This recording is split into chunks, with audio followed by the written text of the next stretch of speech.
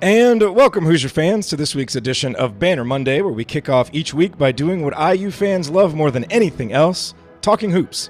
IU hoops, Big Ten hoops, deep dives into basketball strategy and concepts, plus previews of IU's upcoming opponents. We do it all here every Monday, and we are happy to have you here with us. This is the 6th edition of Banner Monday, and it is our 446th episode overall of the Assembly Call, recorded on the afternoon of Monday, November 26, 2018. And it sounds like Jerod has done 446 episodes this weekend. Quick.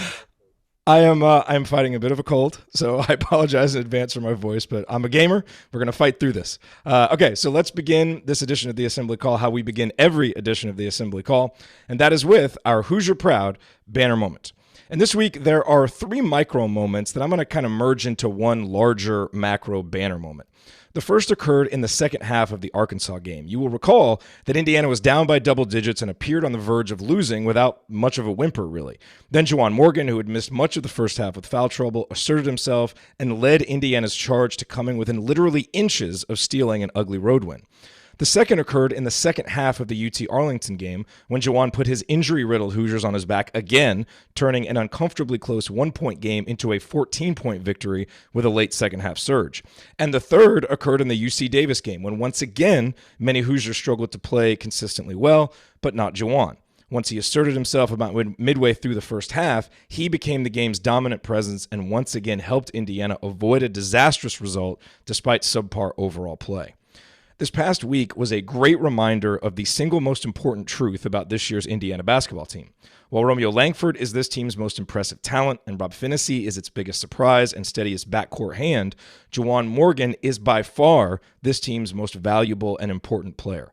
Indiana is clearly going to need more consistent contributions across the roster to contend in a deep and rugged Big Ten, but not many teams have a senior so able and willing to put his team on his back like Indiana has in Juwan Morgan. He's off to a heck of a start, and he's the biggest reason to continue believing this IU team can achieve great things this season.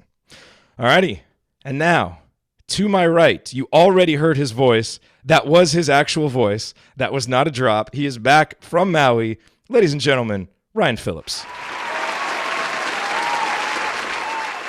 I don't even have any jokes. I'm just so happy you're back. We've missed you. It's great to have you here, man. You just need somebody else to talk on this episode. Yeah, I need someone to bail me out if my voice completely goes away. Yeah. So your opening thoughts, rants, positive thoughts, whatever you got for us. First, I want to say congratulations to the Indiana men's soccer team, by the way, who advanced to the quarterfinals of the NCAA tournament yesterday with a dominating 2-0 win. Quest for 9 is still alive. These guys can do it. It's one of the best teams in the history of IU soccer. So I have to mention that off the top. I know it's a basketball show, but we do all things. We address all things Indiana here sometimes. So yeah, we do. And then I haven't been on since the Arkansas loss, since UC Davis, Texas Arlington, all that. I thought the Arkansas loss was unfortunate, especially with the way things went down at the end. I was talking to some people out in Maui, and specifically Jay Billis. Again, just dropping that name for you. I was sitting talking to Jay Billis, and he said, that Arkansas loss isn't a bad loss for Indiana. They should have won, and it wasn't a bad loss. It won't hurt them long term, and it could be the kind of loss that makes them better. Obviously, they're struggling with health and getting everybody back. I think that was a big part of what happened against UT Arlington and UC Davis, not just burying those teams. These guys look tired. I mean, from the video I saw, and I did watch the entire UT Arlington game, they look tired and they look worn out and worn down. And it just, these guys need a break, and they need some other guys to get healthy. And you can't have Juwan Morgan play 40 minutes a game and win the Big Ten. So I think that's really the next step, is getting everybody healthy. Everything else, I mean, look, they struggled over the holidays. It's fine. That happens. It's not great. We're not excited about it like we were the Marquette win, but the Marquette win was the last time they were really healthy, and they played really well. And after that, nothing. And so you really need to get this team healthy, get the guys who are core players like Devontae Green and Zach McRoberts back. Get a guy who you expected to play a lot, like Race Thompson, back. I mean, Demezy Anderson's playing way more time than anybody expected. So I would say once they get healthy, the season should look a little different. Yep. All right. So on tap for this week, we will do our usual mailbag coming up. Then Mike DeCourcy will be here for the Big Ten Roundup. No basketball 201 this week, but Ben will be back next week. So Ryan is going to come back, and we will do an in-depth IU Duke preview. Ryan, did you see them play all 3 games out in Maui? I did, yeah, and Okay. they're impressive. Yeah. Say that they're impressive. So we will talk about that, what Indiana needs to do to win. All of that coming this week here on Banner Monday. Before we hop into the mailbag, I do want to remind you real quick about the best way to shop online for great deals on IU basketball and football tickets. Just remember the URL iutickets.shop. It will take you right to SeatGeek, where you can immediately find the best deals on IU basketball tickets, other sports tickets, concert tickets, and more. Get a brother, get some coupons. And as a bonus, you can use the promo code ASSEMBLY to get $10 off your first purchase. And by the way, when you use that URL, iutickets.shop, we actually get paid a commission for referring you, so it is a great way to support the show as well. Again, the URL is iutickets.shop. Thank you.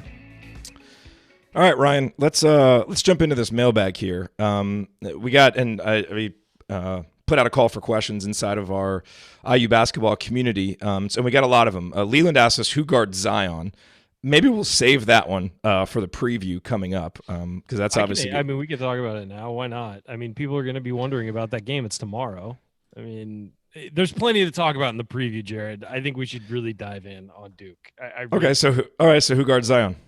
Nobody. Like it's. I remember.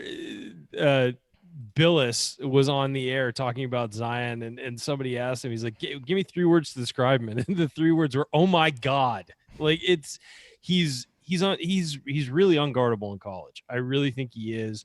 I think Indiana might be best served to go zone and pray that they can rebound. I don't know. I think you're probably going to have to put Juwan Morgan on him, but maybe you have to start Duron Davis then, because you got to put somebody on Marcus Bolden, who's a 7-footer who, was the MVP of one of their games in Maui.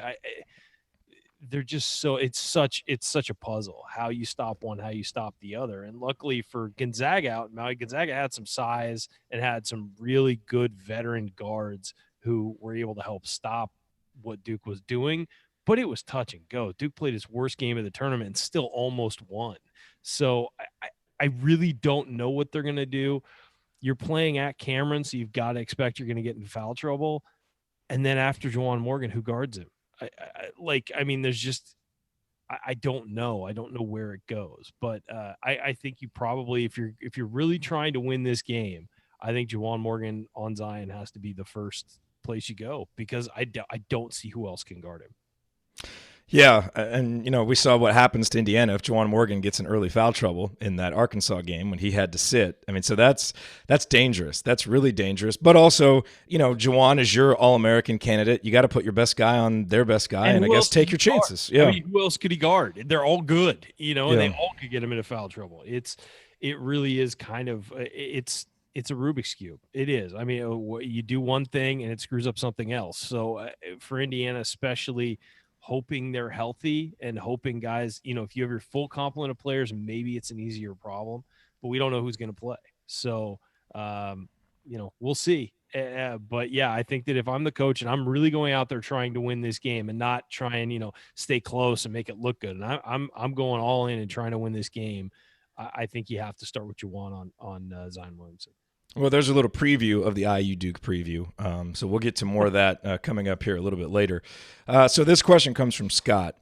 In terms of the injured players, if you could have had one the entire time, and he's not saying Romeo, who was only injured for a few minutes after hurting his nose in that one game, but Devontae, Race, Zach McRoberts, the guys who have been hurt, if you could have had one the whole time, who would that player be and why? Who would it have been?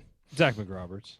Just because of his defense, and he's a steadying influence. He also allows a guy like Romeo maybe to slide to the wing more, slide more down, where he can be a wing and a driver as opposed to hanging out on the perimeter as much as more of a shooting guard. I think that Zach can also do a bunch of things. He can step inside and guard somebody. You can switch him 1 through 5. He takes charges. He's a guy who defensively particularly mucks up the game for the opposition, and the IU I think's needed that the last couple games, and he can change momentum by taking a charge, by getting a steal and a breakaway. And we've seen him shoot it better this year. So I just think that he's a steadying influence. I think that's what's been missing, as opposed to a guy like Devontae, who is a high ceiling scorer, an aggressive defender, all that. But I feel like they've needed a steadying influence more than a high ceiling influence these last couple games. Yeah, I mean, the argument for Devontae would be we are so thin with ball handlers, and we really saw that in the UT Arlington game, where by the end of the game, Rob Finney was literally the only ball handler available after Al and Romeo went out. Right. So, I mean, in truth, both of those guys serve really, really important functions on this team, and you need both of them. Al Durham bringing the ball up against Arkansas was something they never predicted at the beginning of the year, against pressure, having him bring the ball up. I mean, that's putting him in a situation he wasn't supposed to be in. And it sounds like both of those guys could play on Tuesday. Apparently, according to Archie Miller earlier today, they did non-contact work yesterday. Whether they play or not on Tuesday at Duke is going to be based on how they practice today, because I guess they're going to get a full practice in. We'll see how they do, how they respond to contact. So, look, fingers crossed. I mean, Indiana's going to need both of those guys, because Zach McRoberts is a huge defensive weapon that you can put on someone like Cameron Reddish, and make life difficult on him, or even just to harass R.J. Barrett as he constantly drives to the basket over and over again. So we'll have to wait and see on those two guys. But it does sound like Indiana is getting healthier, and that's obviously very, very good news. This question comes in from Mark Ryan. He says, are we worried about the wrong stats? Archie's teams at Dayton were poor free throw shooting teams and also turned the ball over at a fairly high rate. Is it possible that Archie's teams do not perform well in these areas because he does not prioritize them over other areas he feels are more important to winning? So let me just give you a couple quick numbers here. In terms of free throw percentage, Archie's first year at Dayton, they shot 77.7%. That was second in the country. His second season at Dayton, they shot 71.7%. That was 103rd. Every year after that at Dayton, they were under 70%, 68.1, 68.6, 66.8, 69.3. That was 200 or below every season. You don't need me to tell you the numbers since he's been at Indiana. It does seem like there may be a little bit of validity there. As opposed, in terms of turnovers, two of his last three teams at Dayton were actually in the top 100 in turnover rate, and three of his last four were in the top half of the country in terms of turnover rate. And last year, he took a team that had been terrible in turnover rate, and they were in the top half of the country. So I see what Mark is saying for free throw percentage, because the numbers certainly bear that out. I don't think the numbers necessarily bear it out for turnover percentage, because some of his, like the worst turnover percentage that he had was his second year at Dayton, so he's still kind of working with some of the players who had been left over. And obviously this year, it hasn't been good so far, but we'll have to see what it finishes out at. They're also missing a primary ball handler too. Right. Right. So how concerned are you about those two areas? Turnovers, not. I'm not. I think that he prioritizes that. I think that he's just, guys are put in an awkward situation where right now his primary ball handler is a true freshman, and that's tough to work with at times. And he's got a lot of young guys on the floor. Romeo, no matter how good he is still a freshman. He's going to turn the ball over. Devontae Green is not, when he comes back, is not known for protecting the ball extremely well, but he's a veteran and knows what to expect from defenders. So I think that also, you had one game where Justin Smith turned it over like 7 times or something, and you're not going to see that often. So I'm not really concerned about the turnovers. The free throw shooting I am concerned about, and it is something that I don't know if Archie needs to hire somebody. I don't know, what would you call that? A shot physician. Engineer, physician. Yeah, something along those lines to help these guys at the free throw line. We happen to know somebody who's available and willing. Fred, call me. Yeah. So maybe he needs to make a call. But for real, I think they do need to work on it. And a lot of times free throws are the players you bring in, whether they're good free throw shooters or not. But again, it is something you can tweak, modify, and work with. And it's something that Indiana definitely has to tweak, modify, and work with, because the free throws they've missed have been very costly. The irony of that, how bad Archie's teams have been at shooting free throws, is that they consistently have high free throw rates. So they consistently get to the line. Like, you look at his last three teams at Dayton, 4th in the country, 75th in the country, 10th in the country in free throw rate, getting to the line. Last year, Indiana was good, 89th in the country. This year, they're in the top 100. So his teams are getting to the line, And like cumulatively, they're hitting a high quantity of free throws, but the percentage just isn't there, and they're leaving points on the floor and not being as efficient offensively as they could be. So it seems like with the way that he wants to play, something that you would prioritize. So we'll have to see. Worth noting that Archie Miller shot 84.6% from the free throw line as a player, so he knows how to make free throws. He's got to teach his team to do it. Yeah. So, it'd be interesting to see if that, comes more from adjustments and how they practice, hiring a shot doctor, recruiting guys who are better free throw shooters. We'll just have to see. But I agree with you. That's starting to concern me a little bit, especially given the way that Archie wants to play. JD says, Ryan, what is the most interesting thing you learned about any of the Maui teams while you were out there? I learned I didn't know that Rui Hachimura did not speak English when he was growing up. He's Gonzaga's star player. He looked good. It looked fantastic, and he's Japanese. And I mean I knew that, but I didn't know that he was. I figured he was Japanese American from here or whatever. But he's also a big part of the Japanese national team, and they are trying to qualify for the 2020 Olympics, which will be in Tokyo. So I learned a little bit about him, which was interesting. And just Gonzaga in general, I mean, I knew they were a good team. Missing Killian Tilly, I did not expect them to win that tournament. I expected them to play well, but they're missing their top big man, like the guy that everybody looks at on that team, and everybody else stepped up and played really well. I could definitely see Gonzaga and Duke playing again in the tournament, maybe in the Final Four. That was a really fun game. And I mean, I also learned how important Duke's bench pieces are to that team, because they're not particularly deep with, veteran depth, and those bench pieces, and we'll talk about it in the preview. Those bench pieces are going to be key to their run this year, because the freshmen play like freshmen at times. They're so good that they can cover that up, but they play like freshmen at times. And those bench guys are going to be really important. So you sent us that picture where you were around the table with Coach K. Did you get any questions in? Did you have any one-on-one conversations? Did he threaten your media credentials? Coach K is we'll save some of this for AC After Dark after show some night. But Coach K is a master at saying a lot, or like talking a lot and saying absolutely nothing. So I spent probably 20 minutes trying to get something out of him and did not get much. But I have an article coming out, the big lead about that sometime this week, and we'll definitely promote that. I'm sure. The worst human being on the planet. I wouldn't go that far. I mean, he's certainly in the running, but no. Okay, so Larry wants to know what's wrong with Race Thompson. Based on what we've heard, Race is having concussion-like symptoms. I don't know if he has a concussion, but having some concussion-like symptoms at the least. So no real timetable there on when he can return. He seems like a guy that would be important in a game like this, where you need some depth to go at Duke. So it's unfortunate that he won't be ready. James says, best guess at who's going to be available. So again, Zach and Devontae will be game time decisions. Based on Archie's comments today, it sounds like Duran is still just kind of dealing with some pain, dealing with some soreness. I think he'll play, but I don't know that we'll see, 23 minutes from Duran like we saw whatever game that was recently, maybe UT Arlington. No, Arkansas, where he played 23 minutes.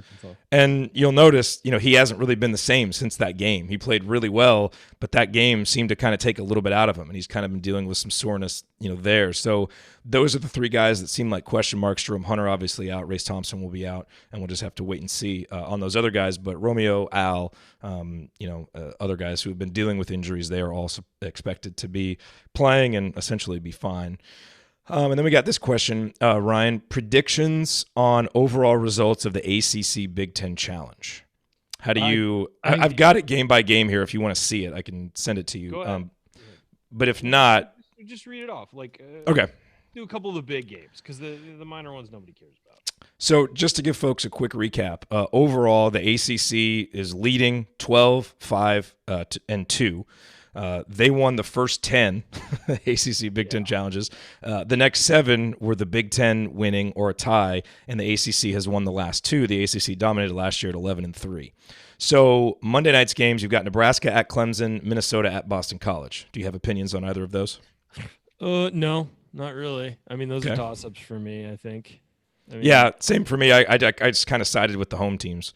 Yeah. If it's a toss-up in college basketball, I tend to go with the home team. Tuesday night, we've got Penn State hosting Virginia Tech, Illinois at Notre Dame, Michigan State at Louisville, Wisconsin hosting NC State, Iowa hosting Pitt. Iowa is ranked like 13th or 14th right now. Who expected that? And then, of course, Indiana at Duke. Any in there that you want to take a stab at? Well, I think Michigan State's going to win. What were the other? Wait, who was Iowa playing? Iowa is playing at home against Pitt. They should win that. Okay, one. Iowa's going to win that. Wisconsin should beat NC State too, Yeah, especially at home. Definitely be a win. Although Wisconsin, I don't think they've looked very good this year, but still at home they'll win that. Let's face it, we know the Cold Center. We do. North Carolina plays Wednesday at Michigan. I think Michigan's going to win that. I agree. I think North Carolina is going to be really good by the end of the year, but they're not there yet. Well, it happens, and that's something for Indiana fans to keep in mind. Yeah, and I think Michigan is playing very well right now. So those are the big ones. I think. Michigan State. I guess when I look at it, home teams. I think for the most part, the home teams will win. Penn State hosting Virginia Tech. Virginia Tech is really good. That's a game where Virginia Tech, could and maybe should beat Penn State, even at Penn State. Notre Dame should beat Illinois. You would think, just kind of based on looking at it. The other one is Michigan State's playing at Louisville. I think we both think Michigan State will win that game. And then Nick Ward's been playing really well, and you need a big man on the road to play well, and I think that he'll get that. Yeah, Maryland is hosting Virginia. So, being at home, that'll help Maryland, but I think, Virginia is kind of will be the popular pick there. And then Purdue at Florida State. That's kind of a toss-up game. Both those teams are really good. Yeah, I think so too. We'll see it 50-50. But yeah, look, I feel like the ACC is a little better this year, but I feel like at the top right now, other than Duke, I think that, and maybe Virginia, I feel like at the top, the Big Ten might have the better overall team. The team's performing better right now as far as at the top. But, the ACC is always so good, and they always wind up being so good. Even if it looks like a down year, by the end of the year, they get so much talent in that conference that they wind up being good. So it can be a rough one for the Big Ten again, I think. Well, speaking of that challenge, we'll talk about it here coming up with Mike DeCourcy. You're going to go step away for a minute, and then you'll come back and join us after that? Will do. Okay. All righty, coming up on the Assembly Call, it is time for our Big Ten Roundup with Mike DeCourcy from BTN and the Sporting News. He will discuss his impressions of IU's 2 wins from the past week, and we'll look ahead to the Big Ten ACC Challenge. Stick with us here on the Assembly Call.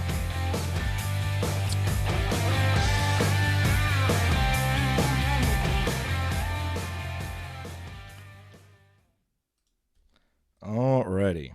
So you're going to remove me? Yep, I will remove you and then add Mike. And change your role to attendee. Hello to everybody watching live. I apologize again for my voice.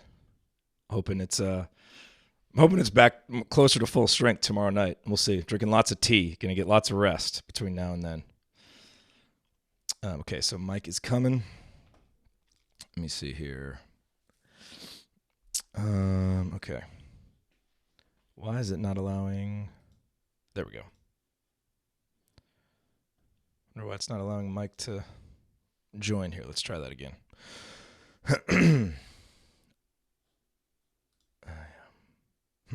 Strange. Let's see here.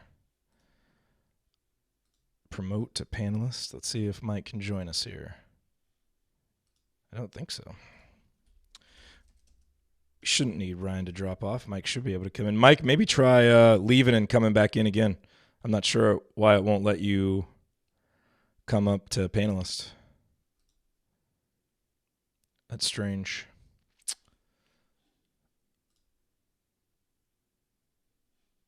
Okay. Yeah, we're just trying to get Mike here on the line.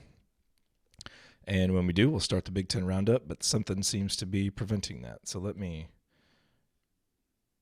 Oh, it says you can't rejoin the meeting then. I don't know. Okay. Let's see if this works.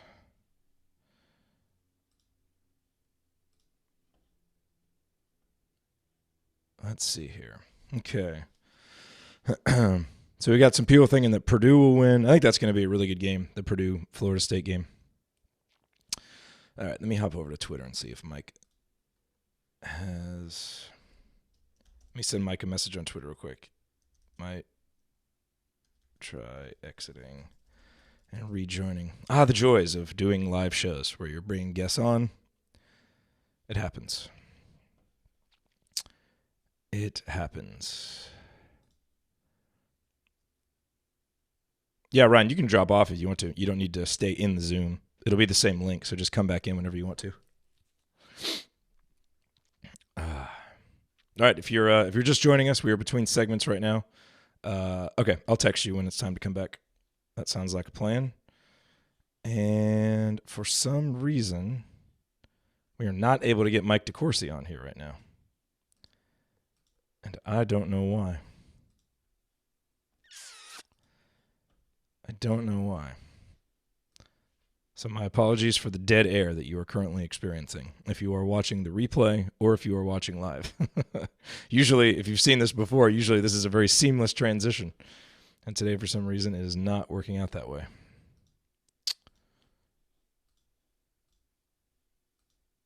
We'll see. I just tried sending Mike a message on Twitter.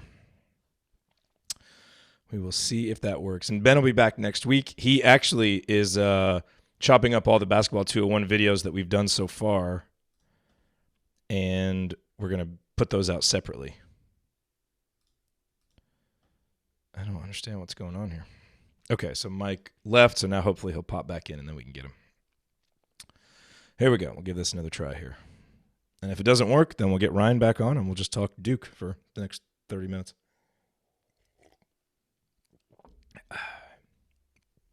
My tea is getting cold. It's not working the same as the hot tea was earlier. Okay. So let's see if we get Mike back on here. Did you guys all see the first release of the net rankings? Ohio State was on top. Indiana, I believe, was 34th. Kind of interesting. Oh, man, I'm seeing a headline that the Corey from Breaking Away has been filled in. I did not know that. That's disappointing. That is disappointing news. All right, well, no Mike DeCourcy right now. It won't let me in. It says... Okay, so I'm going to try inviting him again. Let's try this. Try clicking that.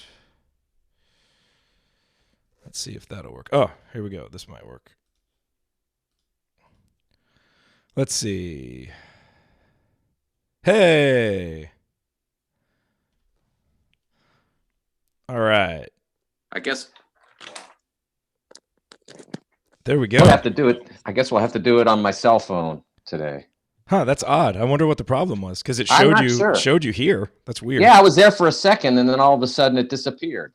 That's really odd. I don't know. We'll blame it on the technology. That's strange. How do I look? Okay. Yeah, you look good. You sound much better too. Thanks for wearing the headphones. Oh, there you go. Yeah, that's good. All right. I apologize for my voice. I'm a little under the weather, so I'm hoping that I can get it healed up by 10:30 tomorrow night when we do the post-game show for IU Duke. Absolutely. I know it's going to be hard if IU plays too well. I'm going to be screaming the whole time, and then I definitely won't have a voice. So.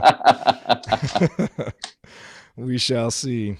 Okay, so if you are ready, I will hit record, and we'll hop right into it. I am ready. I was thinking if it helped if I could lift this, but I guess not. Let's just go back to where it was. Yeah, it looked good before. Okay. Yeah, right there is good. Here we go.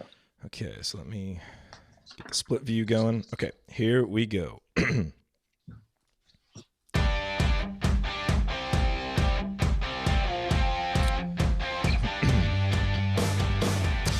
Welcome back to Banner Monday. Each week here in our second segment, we zoom out to look at how things are going across the Big Ten Conference, and there's no one better to provide insight on Big Ten basketball than Mike DeCourcy, who covers Big Ten hoops for BTN, in addition to his columns for the Sporting News. Mike, welcome back to Banner Monday. I'm especially useful today, Jerod. because I talk too much most of the time, and now I can save your precious voice. Yeah, I'm just going to get out of the way. I'm just going to move. I sent you over the questions earlier that I wanted to discuss. So, Mike, take it away.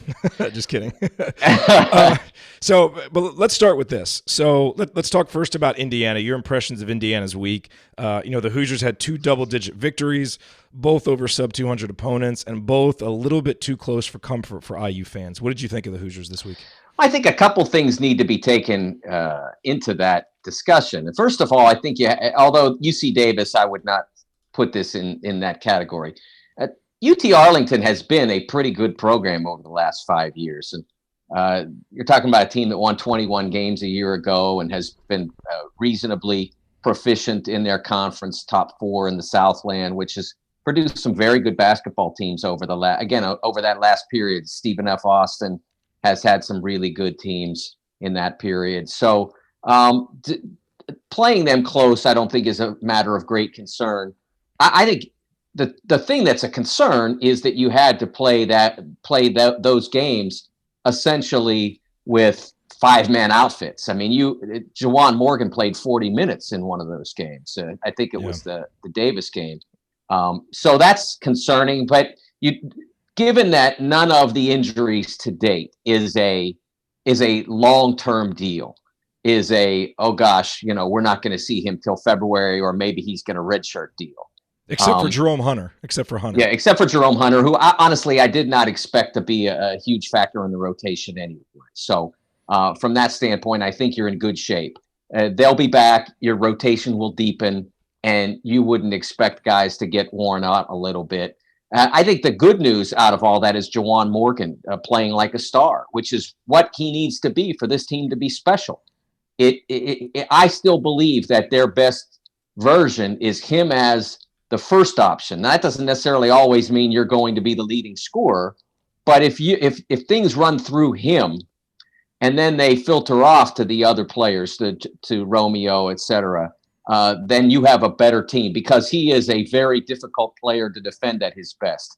Can shoot the basketball from deep. We saw him hit 5 3-pointers in one of the games. He could put the basketball on the floor and get fouled. He's a good passer. So when he's at his best, I think Indiana's at their best. So that's a great sign for them, for him to play well in both those games. Going forward, I think you'll see a better Indiana team. I think the one thing, in addition to the having to play so many minutes, that came out of those 2 games that was concerning, was Deron Davis having some tightness in his Achilles, some pain or whatever it is exactly, and only being able to play 6 minutes combined in those 2 games. That's not a good sign, because again, your best version of Indiana is Juwan as the first option, and then Deron, when he comes in, either sometimes maybe together against certain opponents, but when he comes in to replace Juwan, it completely changes who you are, and that's good, because it forces teams to deal with you differently.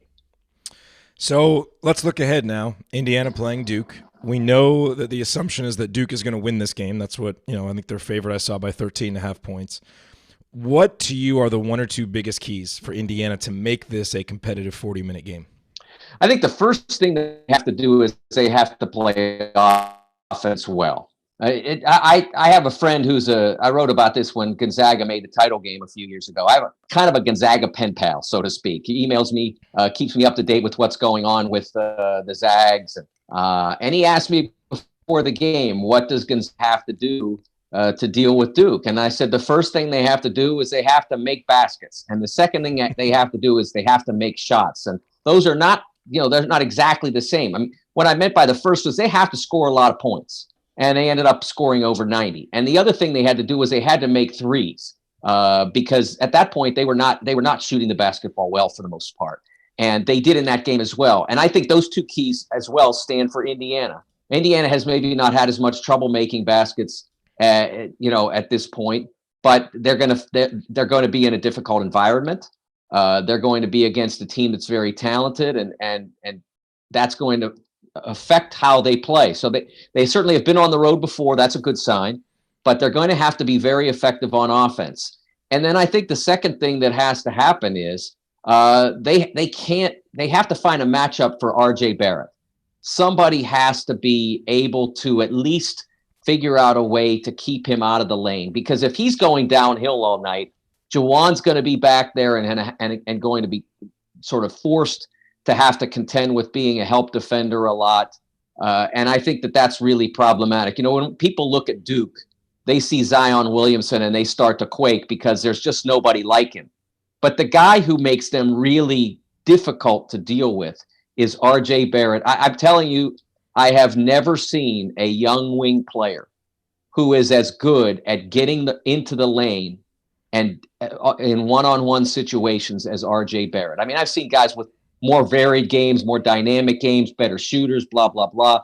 But just this one particular skill, the ability to look a defender in the eye and get him off balance and get into his body and get by him and finish the play, he is extraordinary. And so I don't know who the ideal matchup for that is. Well, I can tell you who most Indiana fans were thinking as soon as you said that was Zach McRoberts. I mean, now we don't even know if he's going to play yet, but is this a case where as good of a defender as Zach is and as fundamentally sound and as hard as he plays, is RJ Barrett just too good of an athlete for a guy like Zach to consistently defend, or would he have a shot against him? No, I think he would. I think that Zach knows how to play defense. He's really a sharp player, knows angles. There may be, like, if you say to yourself, the first thing you have to do against RJ Barrett is you have to keep him out of the lane. And that's universally true, even at the expense of maybe giving up a 3 early or 2. You have to keep him out of the lane so that maybe, you know, Zach would understand not to get right up in his grill necessarily and allow RJ to get him off balance and to use his physicality. He's really crafty, RJ Barrett, at using his body and using his body weight against your body weight so that he gets a physical advantage if you get too close to him. And so and of course at home, he's going to get the advantage as well for the most part with the whistle. So you have to be able to measure that. And I think Zach would give them a chance there. And when RJ Barrett went up against the USA U19 team, which Romeo was a member of, but I think by then he was kind of injured, not playing very much. When he went up against them in the semifinals of the U19 World Championships, John Calipari tried like 7 different guys, and he blew them all up. And when you watch the Kentucky game, it was kind of similar. They tried a lot of different guys, and he blew them all up. So one of the first things you have to do is not let him get going to where he believes that every time he touches the ball, he's gonna lay it in.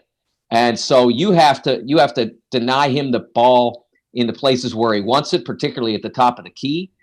You have to make sure that when he does get it there, that he doesn't have an obvious angle to the rim. So sometimes maybe you have to cheat off on ball side and just make him aware of that. And so there are a lot of different areas in which you have to contain RJ Barrett. And you could do all those things and he can still beat you. But if you allow him access to the lane at will, then your chances of winning are almost nil. All right, so let's talk Big Ten here, and let's start with your power rankings. What is your current top 4, and where does Indiana currently stand in what has become a very competitive pecking order very early here in the season? Well, you know, I'm going to, since it's my segment, I'm going to cheat, and I'm going to rank 5 and tie the last one for 4th because it's really hard to separate them. And this is a great sign for the conference as they go into league play this weekend. I mean, if they can get through the ACC Big Ten Challenge somewhere near 500 in those games, they're just in fantastic shape because they didn't come out of the multi-team tournaments exactly where they wanted to be, but they came out in very good shape. And you've got multiple teams with high major victories. And a lot with high major victories that are away from home. So I started with Michigan, still playing great basketball in that Villanova win, although it's not what it was the day they got it. It's still an important win. Iowa, big time wins in a neutral court environment. You could make a case for other teams, but I'll stick with them as long as they're playing this well. I think Michigan State, even though they're not undefeated, they did lose to one of the best teams in the country in Kansas, and then they went out and beat a couple of the teams that should be among the best in the country out in Vegas and won their tournament over the holiday. And so the fourth place I tied between Ohio State and Minnesota. Minnesota has 3 high major wins, including a couple that are away from home.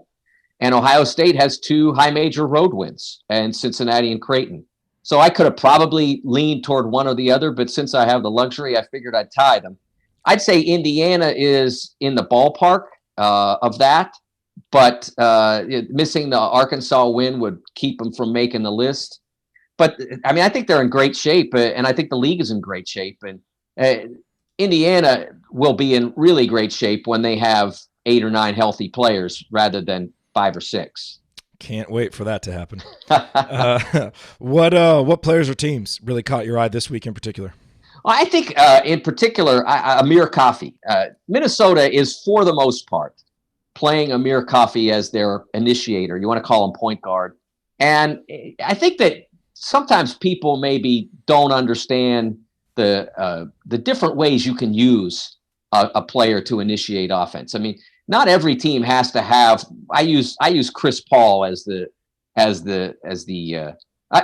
call him Yogi Ferrell though for the purpose of our audience. Yogi initiated by the time he was at the end of his career. The ball was in his hands all the time. The game belonged to him. He was either going to score it or pass it for the most part, and everything derived from him. And that's great if you've got a guy like that. In Minnesota's case, they don't have anybody even remotely like that. So they are using Amir Coffey to initiate offense.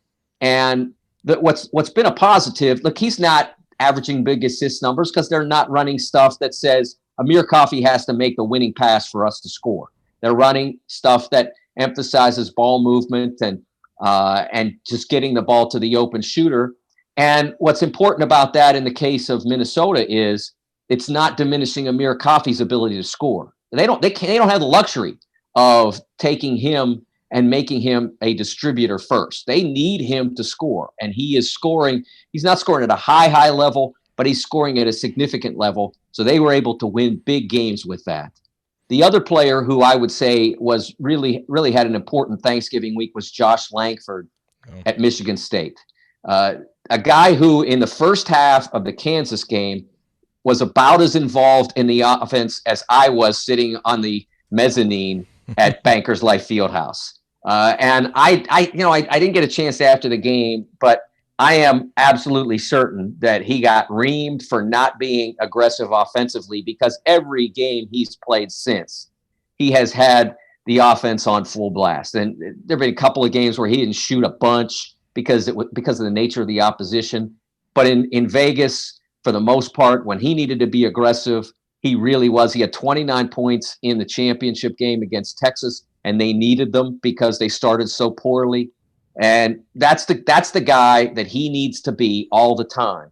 This is a really talented guy. This is a guy who was a top 20 player in a class that produced 16 one-and-dones, maybe the deepest class in the one-and-done era. And he was right in that mix in terms of the ratings if you go back. But he's really struggled to find his footing, not in terms of his ability, but in terms of his belief in it's okay for me to shoot the basketball. I get in arguments with different people, and Tom Izzo in particular drives me crazy with this because he says to his guys sometimes, you need to be more selfish. I hate that word because selfish is always bad, but aggressive is usually good. And if your job is to score points for your team, whether you're Romeo Langford or Jawan, as we said before, or in this case, Josh Langford, if your job is to score points, it is not selfish to take open shots. It's selfish to not take open shots. So he doesn't need to be more selfish. He needs to be aggressive in the way that he was in that Texas game. I agree with the semantic argument that you're making there. I like that because you're right. Selfish is bad, but aggressive is fine, and you have to be. And some guys, especially given we had this conversation actually on the postgame show. Let me get your thoughts on it about Juwan Morgan, kind of in this realm where he likes to come out at the start of games and kind of feel his way through it, and he's not very assertive. And Indiana struggled a little bit to get off to good starts. Coach and I, we both thought he needs to be a little bit more aggressive at the start of games. maybe if Indiana had kind of, better offensive guys, or if Romeo Langford was more aggressive right off the bat, then Juwan could kind of ease into it. He doesn't have that luxury with some of the other guys. So kind of the same thing. Don't be selfish. You're not out there to get yours at the expense of others. But sometimes the context means, look, we lean on you for offense. We need to follow your lead. So you got to be aggressive to lead. Would you say it applies there too? Oh, absolutely. And I think in particular in his position, because if you come out aggressive as a player who is a power forward skill wise, but most of the time is playing as a 5-man. And so you're often being guarded by centers that have to contend with your suddenness, your ability to burst quickly. And early in games, you maybe aren't quite ready to play and you reach. I mean, Juwan ran into that in Arkansas when he got into foul trouble. If you come out and you play aggressively from the jump as the player in his position, you might get a couple of cheap ones against the other team's big guy and force him to the bench in the way that you were forced at Arkansas. And that was a case where Arkansas's big guys, Daniel Gafford, he really came after him. And honestly, to me, that was a revelation, Gafford's offensive ability in that game. A year ago, he was not that guy. And I don't think Juwan was ready for it. And he fouled a couple times, and he ended up not being able to play much in the first half, and it had a big effect on that game. Yeah, it did. All right, Big Ten ACC Challenge coming up. We talked a little bit about IU Duke. What are the other matchups that you will be watching the closest? Well, I think that from the Big Ten standpoint, there are games that they have to have. I think that with Michigan playing the way they are and being at home, and they get a prime opportunity against a Carolina team that's very talented and very capable, but you're at home, your crowd should be pretty jacked. I think that's an opportunity that the Big Ten needs to take advantage of. So that would be one. Michigan State, Louisville has played pretty well for a team that's in its first year under a new coach and that lost a lot of key players and is basically developing, not freshmen for the most part, but sophomores who are either marginal contributors or secondary contributors a year ago. They're playing pretty well, but this is one of the Big Ten's best teams going in there. So that would be the kind of game that they need to have as a conference. Then there are the games that would be good to get. Minnesota at Boston College, if they could keep their roll going and make sure that they don't lose to a team for which there aren't great expectations. If Boston College had kept a couple of their guys that went pro, BC might be a team that is among the favored teams in the ACC, but they're not. Ohio State against Syracuse at home for the Buckeyes. Ohio State playing very well. Syracuse did not play. Is a much better team than they showed in New York in the games they lost. But with that being the case, you're at home. You kind of need that. And then I don't think you have to have Maryland against Virginia, but by that would be an enormous feather for the Big Ten. It's Maryland playing at home, very young. It's going to be a lot different for them in that game than probably any game they play this season. But if they could find a way to tilt it in their direction, again, that would be another big one for the Big Ten. What's your gut feeling about which conference comes out on top? Oh, my gut feeling is that the matchups favor the ACC, as they did a year ago. They favored the ACC a year ago, and I remember saying, the ACC didn't need the help because the ACC was a better and deeper league than the Big Ten a year ago. It's not this year. It probably is stronger at the top with Duke and Virginia and Carolina matched up against, whichever three you think are the best for, let's say, Michigan State, and then whoever the third best is. I think that the ACC has an advantage there. But I think if you look at the matchups and you break it down, they favor the ACC. So if the Big Ten could just, if they could get somewhere near 500, I think that they'd be in. If they could get to 6-8, I think that would really help the league with everything they've accomplished to date.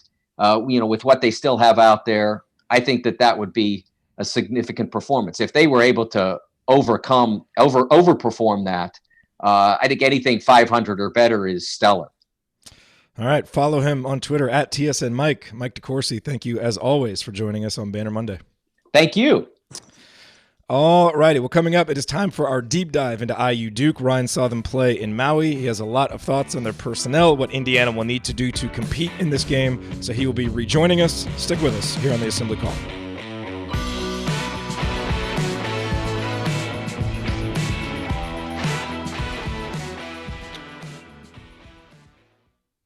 All right. Awesome. Thanks, Jerod. Thank you, Mike. Hopefully my voice is recovered by the time we talk next Monday. Good luck. Take care. Thanks. Yeah, you too. All right. Bye-bye. Bye. Look at that. Perfect timing by Ryan. He pops on. I didn't even have to text him. Oh, let me knock. There we go. Nice timing.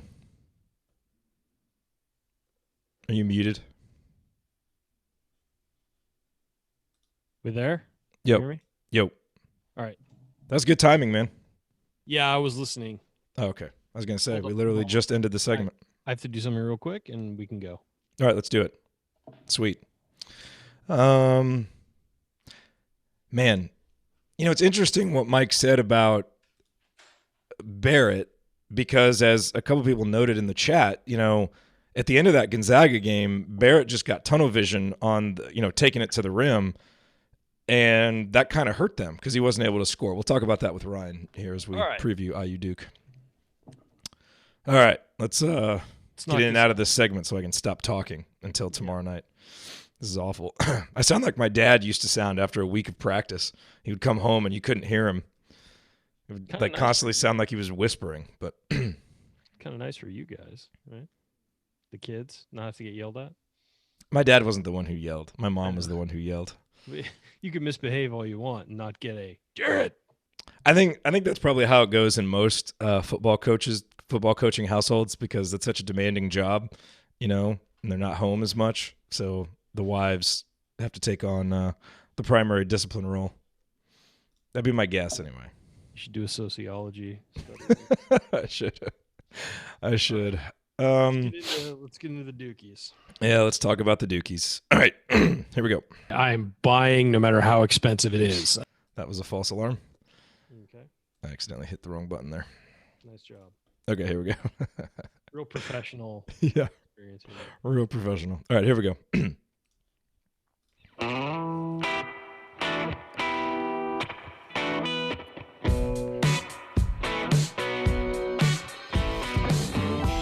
Welcome back to Banner Monday. Each week here in our final segment, we dedicate it to previewing Indiana's upcoming opponent for that week. And, of course, we jumped ahead to this as our final segment because Ben Ladner, not with us this week. He'll be back next week with another edition of Basketball 201.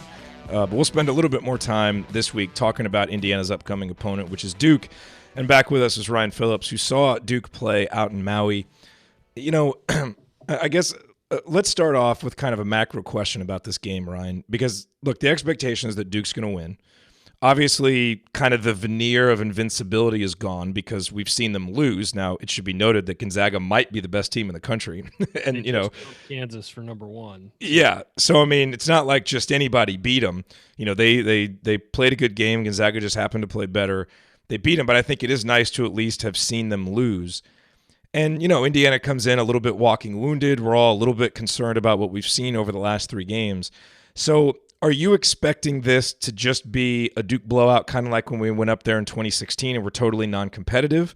Or do you think this is a game where, look, the deck is stacked against Indiana. They're probably going to lose, but they're going to go up there and play well, and they can compete on the same court with Duke? Or are they just at 2 different levels? They have to play hard to have a chance, and they have to hit threes. They have to, because Duke's got way more size than Indiana does. I mean, you look at RJ Barrett, who's likely to be the number 1 pick in the draft, is 6'7", and he plays like a guard. I mean, you can tell he's modeled his game after someone like James Harden.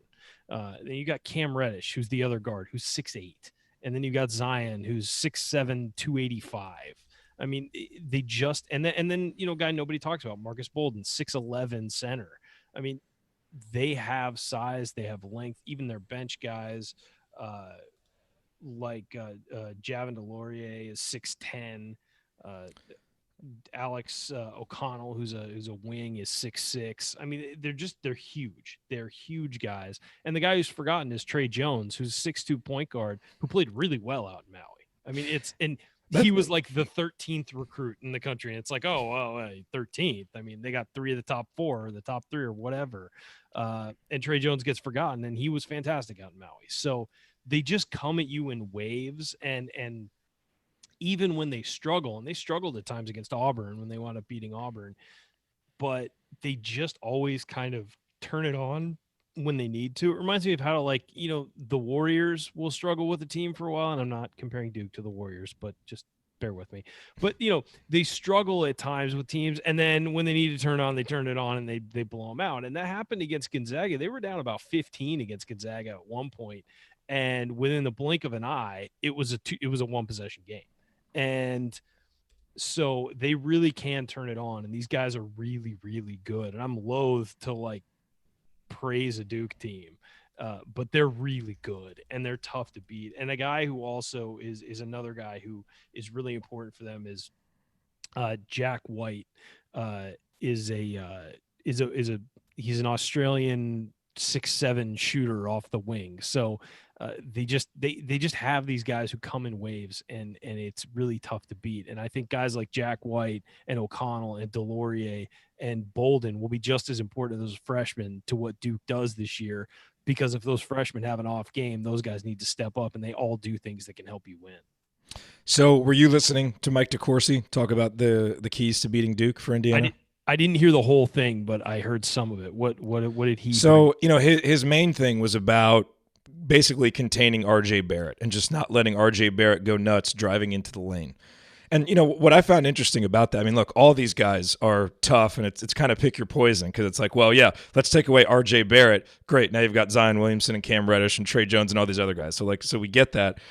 I thought that was interesting, because to me, you watch the end of that Gonzaga game, and sometimes RJ Barrett just gets tunnel vision with his driving. He didn't kick it out to Cam Reddish, and as we've heard, he's missed more. Or I think Zion Williamson has taken one more shot than Cam Reddish has missed, or something like that, or that Barrett has missed. So he's taking a lot of shots and not being particularly efficient. He's playing like a freshman at times. He really is, but he's the most talented freshman in the country. He's just playing like he's playing like a guy who got whatever he wanted in high school, had it really easy, and is playing that way. And so you're right. But the way to beat that is to keep them. I did hear, I was talking to SDSU, San Diego State's coach, Brian Dutcher, and San Diego State played Duke in the first round. And I asked him, well, how do you stop a guy like Zion Williamson, who just, at that point he had, I forget what it was, but it's like he had only missed like 4 shots or 5 shots all season, or, it was some weird statistic that he barely missed any shots from inside the 3-point line.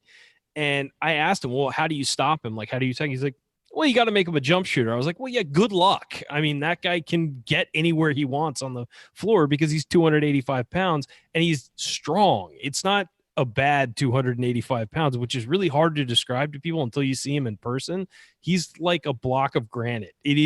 Like he's not perfectly, sculpted or whatever, but it's all strength. And the guy is basically a left tackle who has a 48-inch vertical and dancer's feet. It's impossible to it doesn't make sense in your brain when you're breaking down like what he can do until you've seen it up close and watched it repeatedly.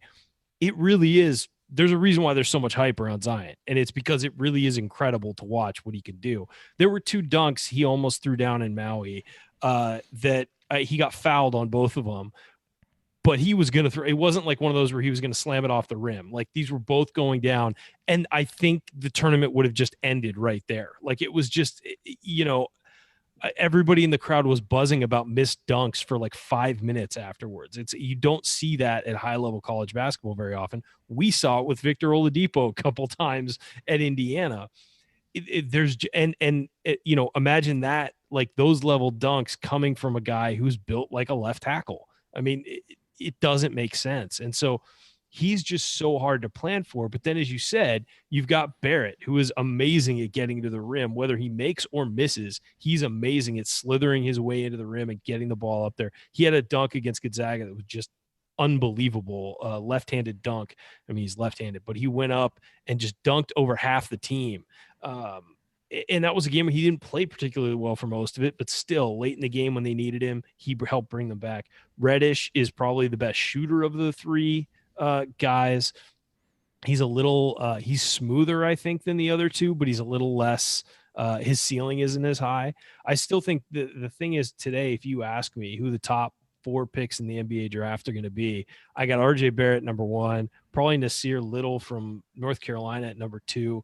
Then I think Reddish is going to go number 3, and I think Zion will go after that, maybe 4 or 5. Just the only reason Zion will fall down is because of the fit in the NBA. It's kind of hard to figure out what to do with him in the NBA. And I asked Billis about that when I was interviewing him, and I said, so what is Zion Williamson in the NBA? And he said he's whatever he wants to be is the answer. He can do whatever he wants. And so again, overwhelming talent. And this isn't a problem that IU is going to face against Duke. It's a problem that everybody's going to face against Duke. So how to game plan them, and the fact that IU's getting them in November instead of like February, where maybe some teams have taken a run at them with different styles to try and defend them and stuff, and you can kind of look at the film and decide what, how you want to attack them. I mean, everybody's still trying to figure it out, and it's not like Gonzaga did something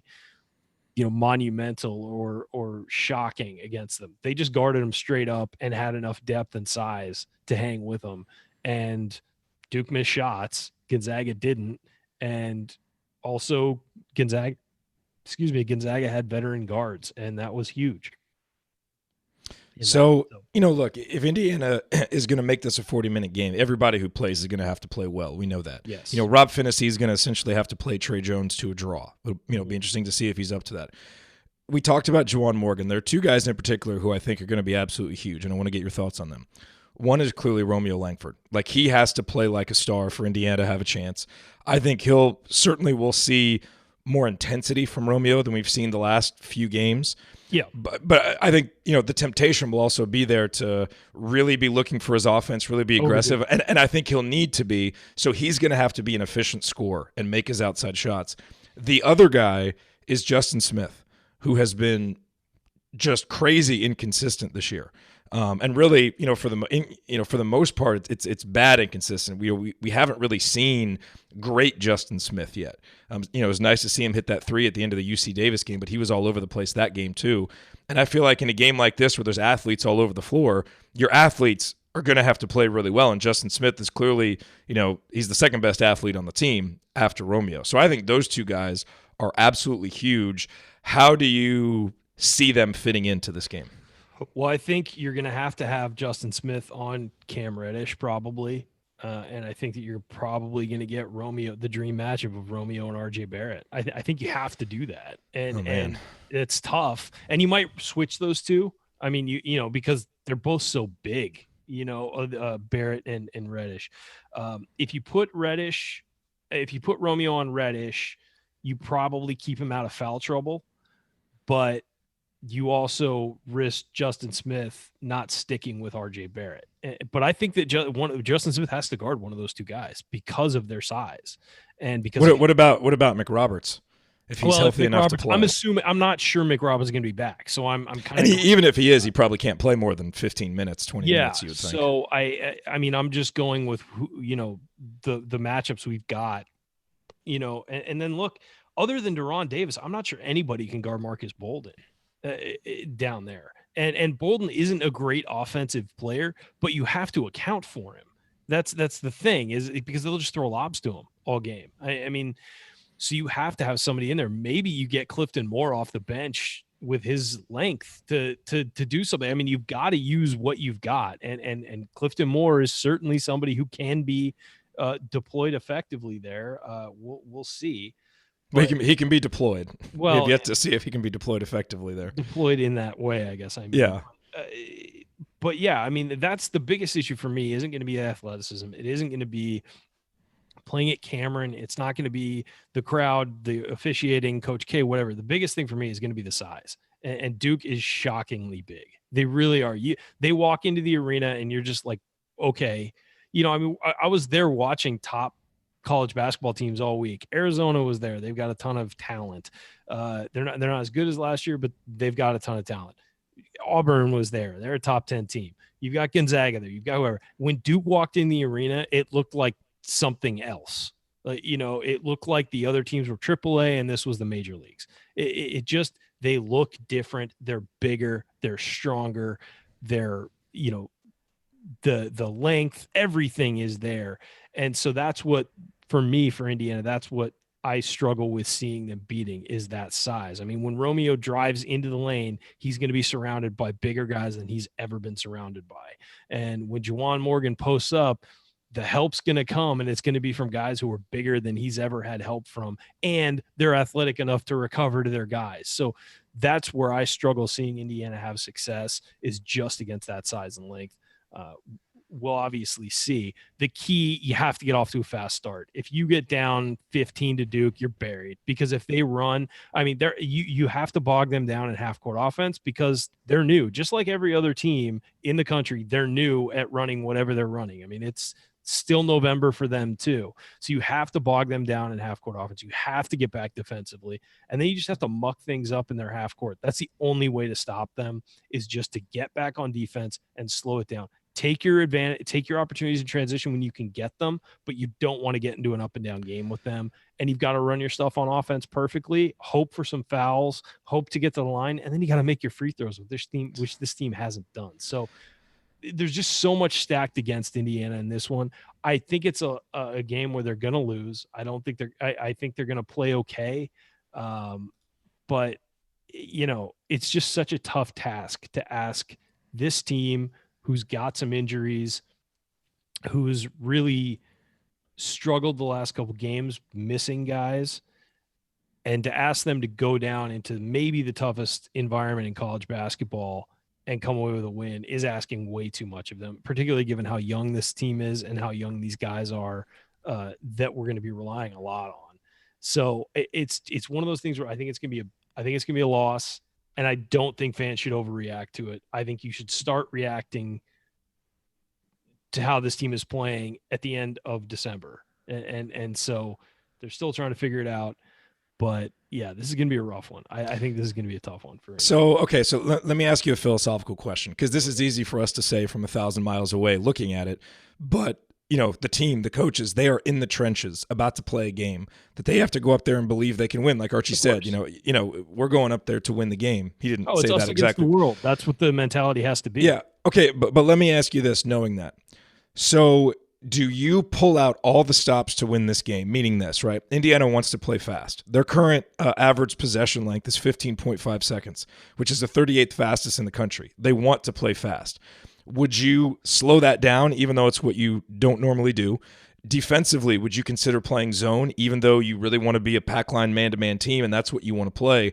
Would you do some things that are out of character going all out to win this game, or would you prefer to see Indiana, or would you, if you were Archie Miller, say, you know what, we're going to do what we do and we're going to go up there and try and win that way because you think it'll help develop the team for the future, working on your stuff in this kind of environment against this kind of team? I almost see this as a game that's like apart from the schedule. Like it's just kind of a one-off. So yeah, if you want to go out and win it and do whatever and shock them and surprise them with different looks, do it. I don't care, because this is a different type of thing that you're going to face all year because of that level of talent, because of that size. You may have to go zone to protect your players from getting into foul trouble. You may have to, play ridiculously fast and then slow it down again to get a win here. And you're going to have to play different to get a win. So I do think that when you look at what Indiana does normally, it doesn't match up well with what Duke does, because Duke wants you to play that way. Duke wants you to isolate guys one-on-one with their talent. Duke wants you to play fast, because then they can play fast. So, and the whole thing with Duke is, as we know, they get out in transition, they get to the bucket, then you're starting to pay attention, guys getting to the rim, pay attention, guys getting to the rim, and they kick it out for those threes and knock down threes. Guys, again, like Jack White, Alex O'Connell. I mean, those guys can all hit it from the outside, and they're the guys you forget about because you're so focused on the other guys. So it's a tough it's like I said, it's a Rubik's Cube, and it's tough to figure out. It's not something that comes naturally, and it's not like there's an easy answer. Make them a half-court team. Okay, yeah, good luck with that. Make Zion Williamson a jump shooter. Okay, yeah, sure, yeah, do that.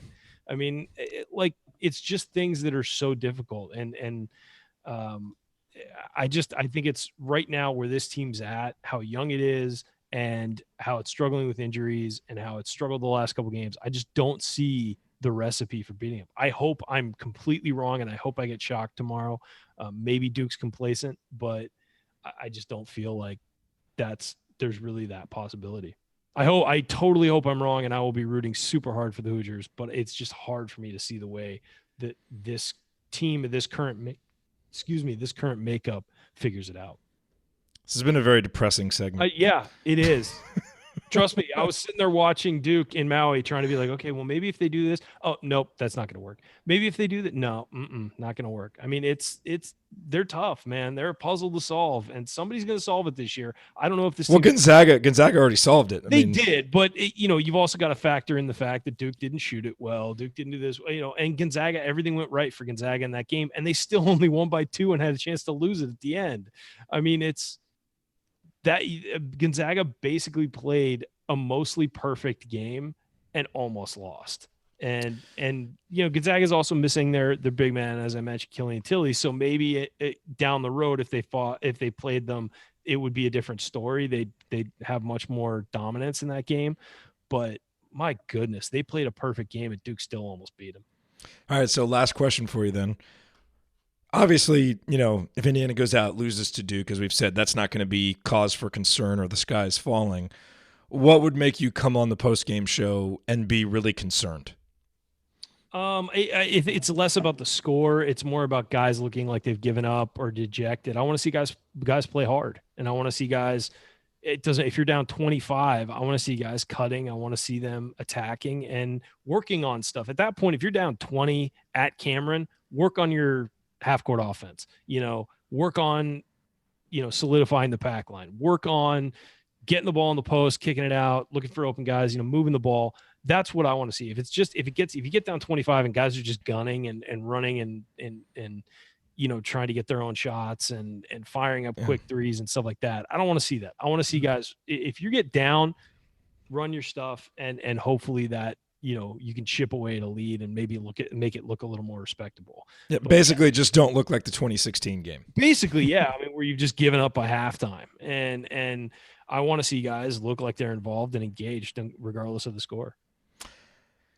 This is not going to surprise longtime listeners, but I am not as pessimistic about this game as you are. I'm not picking Indiana to win.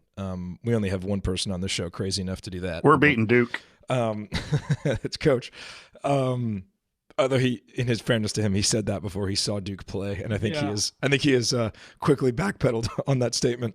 I don't think the result is a foregone conclusion. I mean, I think the thing is, yes, Duke is favored. Yes, Duke is probably going to win. Yeah, we're going to have to play really, really well to make this a 40-minute game. But I think, it's important to remember, Duke has dudes, but we have some dudes too. I mean, we've got 2 of the 5 best players on the floor. I guess maybe 2 of the 6 best players on the floor, depending on where you think Trey Jones is. And I think those guys are going to be able to do some things. And if we can get some contributions from, some of the other guys and just come out like you said, I mean, I think the key is we are just going to have to play unusually hard. Just really come out, take the punches that they're going to give us. And if we do that, then maybe we can make this a 40-minute game. You seem more resigned to it potentially being a blowout. I'm not quite at that point yet. But either way, it's going to be a really difficult game, and we need to stop this show soon because I'm going to open my mouth and words just are going to stop coming out. Rest up. I can feel it going right now. Rest up. Yeah, I will rest up. I'm not even going to do the closing comments because I'm not going to make you suffer through me doing all those. So we will talk to you guys after the game. Hopefully. Well, I'll at least be there. You'll at least be able to see my face. Okay, we gotta shut this thing down. All right, I gotta get out of here, folks. Thank you. All right, we'll talk to y'all Tuesday night after IU Duke. All right, later, everybody. Holy smokes, that I'm fading fast here. Don't say anything the rest of the day. Get a whiteboard and write to your wife. Well, I got to go pick up my daughter from preschool, so it'll depend on how much she's going to be running the show here. Awesome. I'm not gonna be disciplining her. Won't be able to. She's just gonna look at me like I'm crazy. All right, later, bro. All right, cool, man. Thanks for being here. Mm-hmm, all right, everybody. We'll see you guys on Tuesday. Later.